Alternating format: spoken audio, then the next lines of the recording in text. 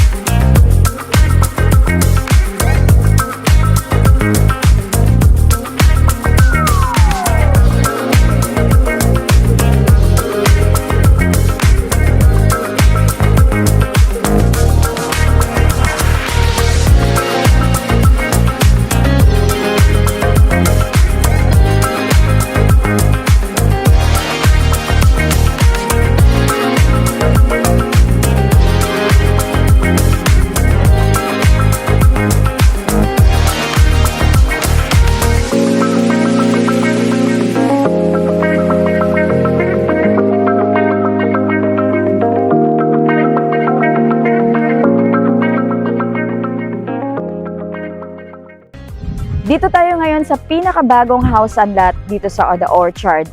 Pasukin natin at i-house tour po namin kayo. Halika.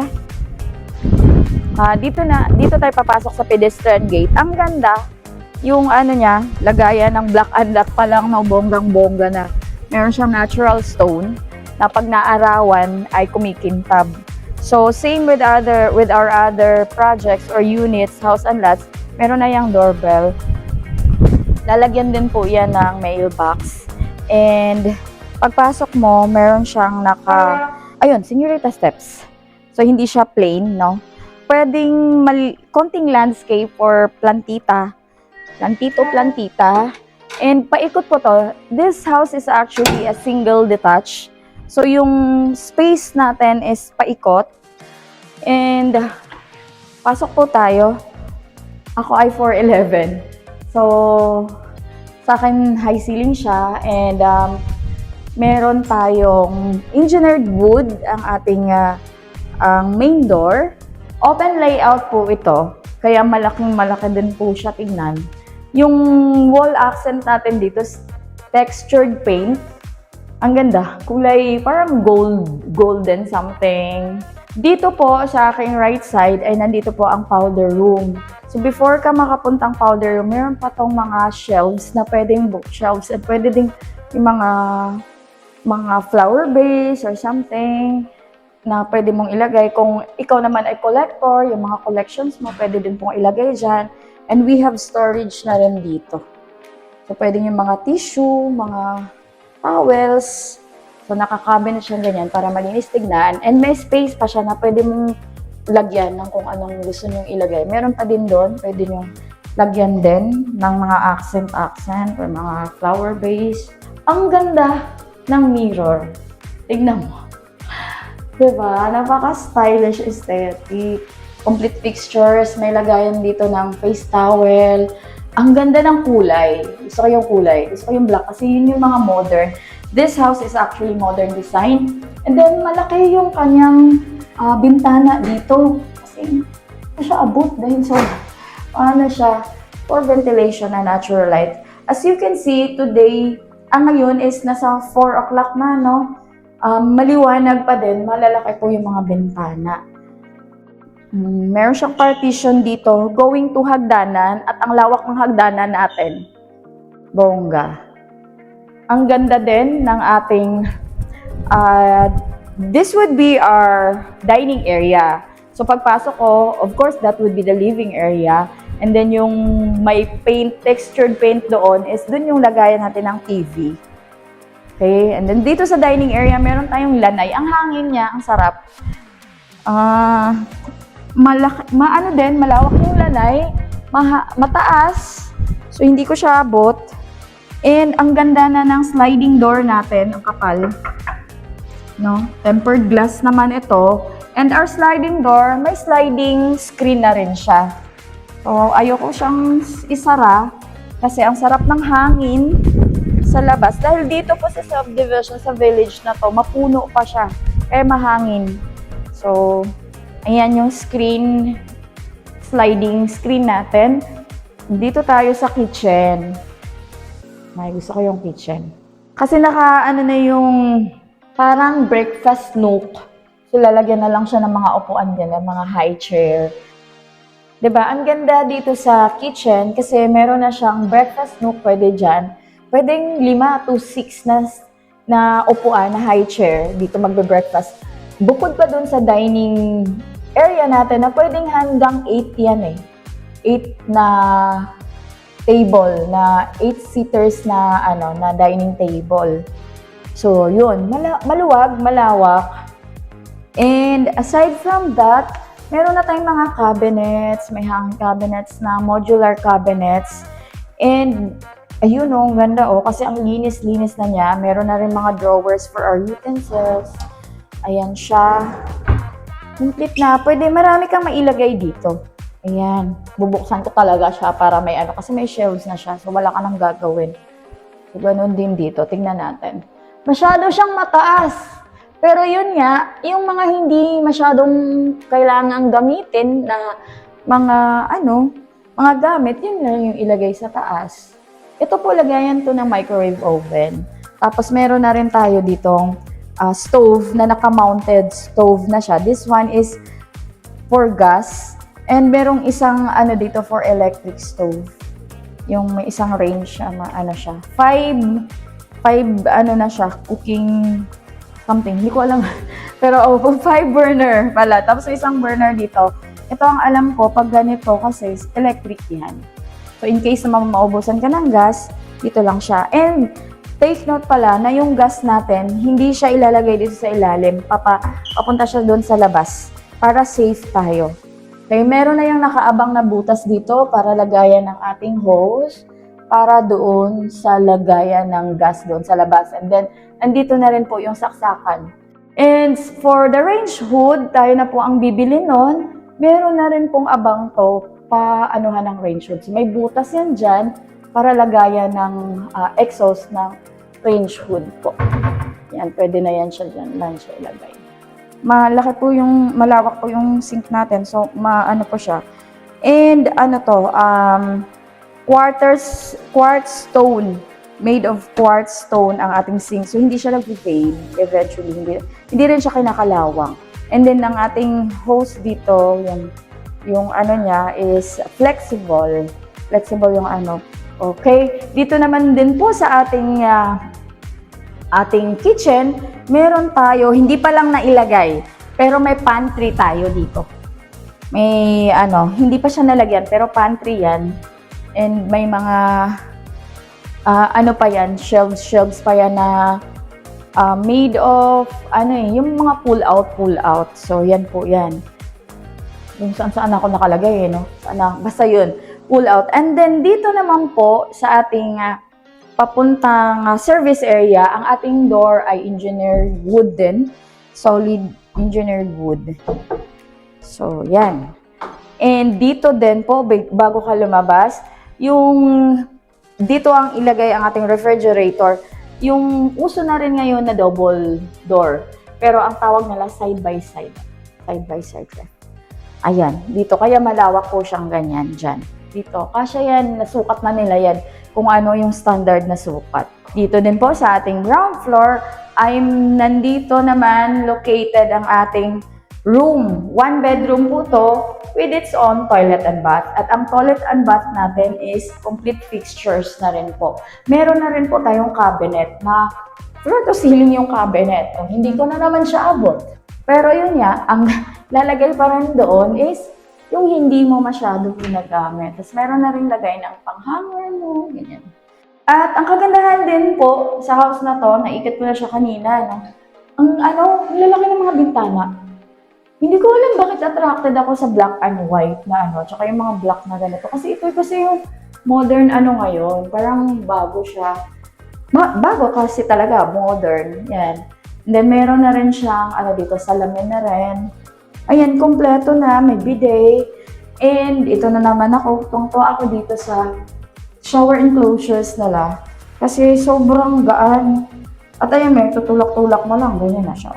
Tapos malaki din po ang kanyang window na may window screen na rin. So take note, lahat ng ating windows and sliding door ay may screen na. And dito may lagayan na ng mga toiletries natin dito. And din pala, lahat ng natin may mga pin lights na, yung modern pin lights. And hindi siya basta pin lights lang na ilagay, no? Branded po yung mga pin lights na nilalagay natin. That's Philips po. Also, our mga switch and branded din po yan. That's Panasonic ang gamit po natin dito.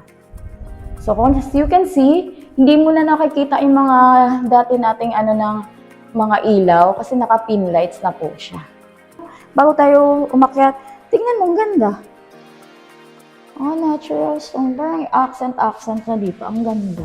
So, let's go upstairs po. Tignan natin ang mga rooms dun sa taas. Grabe naman yung stairs natin talaga. Napakalawak. 1 meter or more than. And then this stairs is made of steel. Tempered glass. Ang kapal ng glass. Of course, kasi nasa stairs nga naman, nakakatakot. Yung may-ari ng bahay na to, napaka talaga, sa safety. Yun yung unang-una niya. At dapat sustainable din yung house. Hindi maraming parang problem in the future. Tapos wood. And ang kagandahan, tignan mo naman, napaka aliwalas.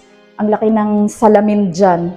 Tapos meron doon na pwede mo siyang buksan for for ventilation. May fix lang siya and then may pwedeng buksan for ventilation. And we have 4 bedrooms dito sa taas, including the master's bedroom. So unahin muna natin yung 2 rooms dito. Yan. Tignan niyo naman yung nito, yung bintana, 'di ba? So ang laki ng bintana and yung spacious din ang ating room, sakto lang. Hindi din naman maganda yung sobrang laking-laki din, hindi mo na kailangan. So ito may other bintana din, awning window and with screen and with cabinet na. So hindi mo na kailangan, dala ka na lang ng mga gamit mo paglipat mo. Ka na magpapagawa ng cabinet. Ayan, Ayan siya. And with vanity din po tayo. Kagaya ng mga arte-arte natin. Ayan. Ito alam ko may ilaw. Oh, see? Yeah. Tapos shelves. Okay? On the second room, same with the first room pa din siya. And since ito sa loob, walang toilet and bath, nandito siya sa labas. So, yung 2 room na una nating pinuntahan, is may shared na common. That's common toilet and bath. Yung nakita nyo na toilet and bath kanina sa baba, same lang din sila ng features. Complete fixtures. Ayan complete naman na. May bidet and all. And yun, lagay ng toiletries. Tapos ang ganda ng theme dito. Ang ganda ng kulay ng mga ginamit na accessories. So, all rooms din po pala ay naka-provision na for air conditioning unit. So, this one is the 3rd room. Ang ating 3rd room ay may sariling toilet and bath. And same with other rooms, we have na din the cabinet, we have vanity, and tignan nyo po yung toilet and bath ng ating 3rd room. Ayan, kapareho lang din ng rooms nung toilet and bath nung first, yung common toilet and bath. Complete fixtures na rin, may pin lights, hindi siya ka-drop ceiling, and yung niya, yung kulay, ang ganda. Yun, malinis kasi floor to ceiling yung tiles. Ito tiles po to ha, baka akala nyo semento lang. Tiles po yan. Malinis siya. Yeah, excited na ba kayo? Let's go to the master's bedroom. Grabe yung master's bedroom. Ang lawak. Oh, diba? Pero wala lang bintana dito kasi dito na yung dito na yung bed. Queen, king, kasha. Kasha, tapos may bintana na rin doon. As you can see, sobrang maaliwalas. And yung sliding door going to the balcony is malaki. And then, same with sa baba natin na textured paint po siya. Ganda ng kulay. Ito na yung modern ngayon. Dito na rin nilagay yung TV, mga entertainment nyo. Pwede yung lagyan ng mesa. Okay. And dito po ang ating vanity. So, meron tayong walk-in closet na ang daming malagyan. Oh, ayan. Ayan. Oh, diba? Oh. Dito yung puro, mga coats, gano'n. Pwede yung gown, ganyan. Kasi may hangeran siya. Tapos, pero may lagayan pa rin siya sa baba ng pwedeng mga tinutupi doon. Ang daming pwedeng lagayan ng hanger. And, of course, our master's toilet and bath. And nakakatuwa na naman po. Hindi talaga ako marunong nito. Hindi pa ako marunong. Pero, matutunan ko din yan. Iba siya nakasaksak kaya wala pa siyang kuryente. Kaya hindi ko ma-on-on. And dito sa master's, ang ganda ng kanyang toilet. Ang ganda ng kanyang sink. Ang kagandahan dito sa sink na to, no? Yung hindi katulad ng ibang mga sink. Ay, hindi siya mahirap linisin. Kasi parang continuous lang yung flow ng tubig dito at walang masisiksikan yung mga dumi. As well as dyan, tapos open lang din dito. Dito po ay may multi-point na alam kong nakaabang na heater. So dito lang ilagay sa ilalim yung heater, multi-point po yan. Ibig sabihin pag multi-point, pag ito yung nyo, uy, tubig.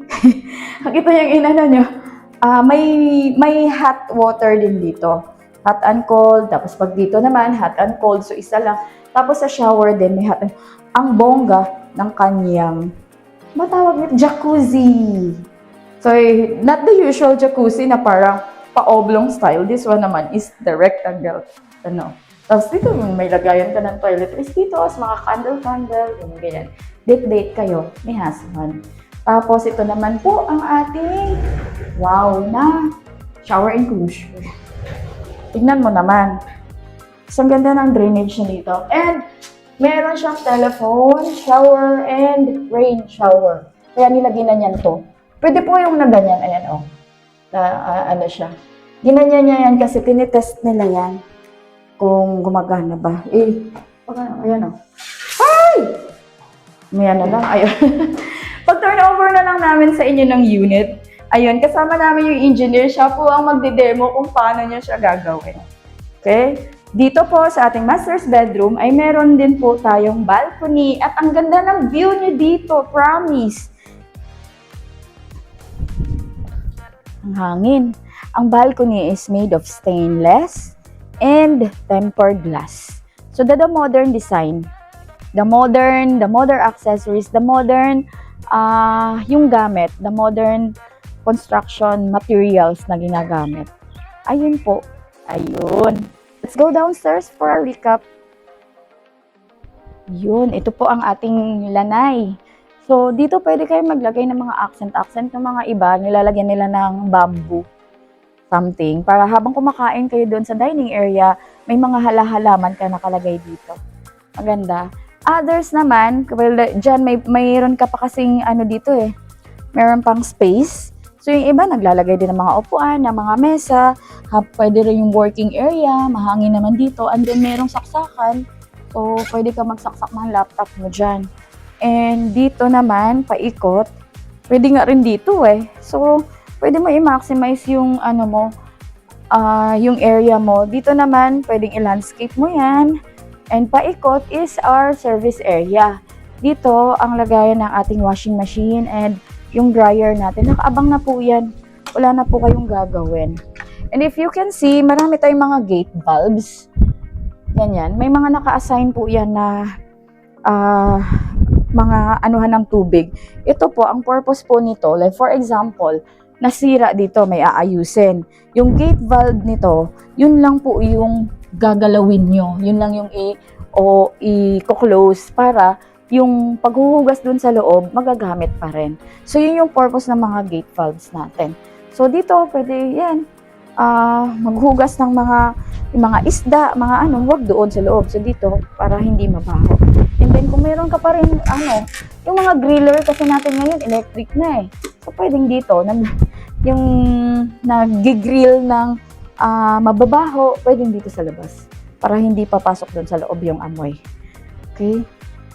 And dito po, nakaabang po ito dito para lagayan ng tangke. Di na lang nila nilagay kasi marami po tayong buyers na hindi nila na-serve yung purpose ng yung tangke ba, ayaw na nila. Kasi sayang lang daw yung space. Tapos dito naman, paikot. Kasi since this one, as I have said, na single detached siya, paikot talaga yung space. Ito, pwedeng i-landscape din. Tapos ikot na dito, ito na yung ating parking lot. Ayun, yung parking area natin, kasya ang 2 van. And then, kung pwedeng tatlong sedan, yan, 2 ganyan, tapos may isa dito. This house is modern, elegant, napakalapit sa mga establishments, malapit din po to sa Metro Manila, napaka-accessible through Cavitex, along Aguinaldo Highway lang siya, and MCX, SLEX, Skyway. And if you need more information and you're interested, i-message nyo lang po kami.